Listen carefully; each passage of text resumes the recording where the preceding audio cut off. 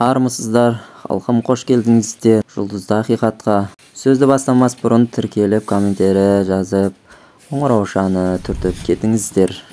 Ал ендеше өзіміздің шындығымызды айтайық.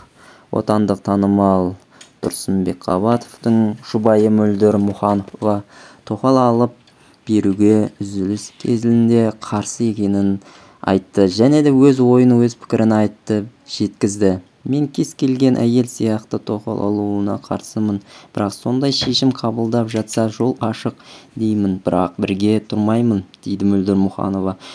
Продюсер көпшілікке алдына шықпай тұрып, мемлекеттік қызметке жүрген кездерімді еске алады.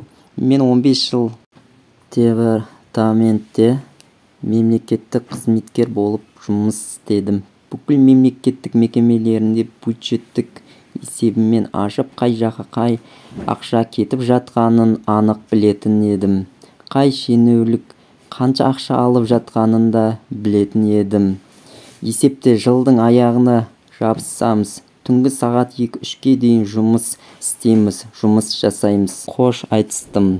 Сіздерге бұл видео ұнаса, тіркеліп, комментарий жазып, қоңыраушаны түртіп кетіңіздер.